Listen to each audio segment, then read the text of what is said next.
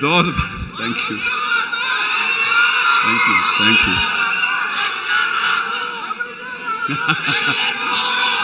Yes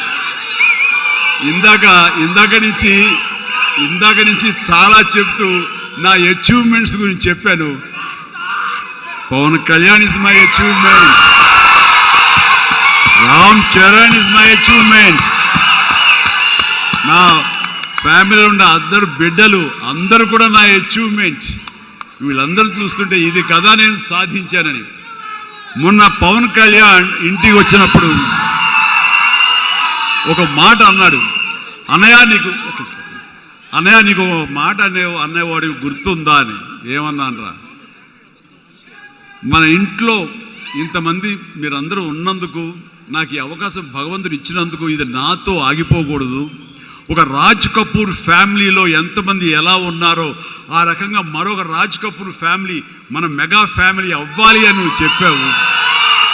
ఈ రోజున చూస్తుంటే తలుచుకుంటే నీ మాట ప్రభావం, నీ మాట మంత్రంగా ఈరోజు పనిచేసి మన ఫ్యామిలీలో ఇంతమంది 90 ఉన్నాము, 10 మంది దాకా ఉన్నావు అంటే కనుక నీ మాట పవర్. ఎందుకంటే నువ్వు చాలా నిష్కల్మషంగా అంటావు, అనేదో కన్విక్షన్తో అంటావు, అందులో ఎలాంటి పొల్యూషన్ ఉండదు కాబట్టి దానికి బలం ఎక్కువ అన్నయ్య. మంచి మనసుతో అంటావు, పాజిటివ్తో అంటావు అని కళ్యాణ్ బాబు అంటే అవును కదా అనుకున్నాను.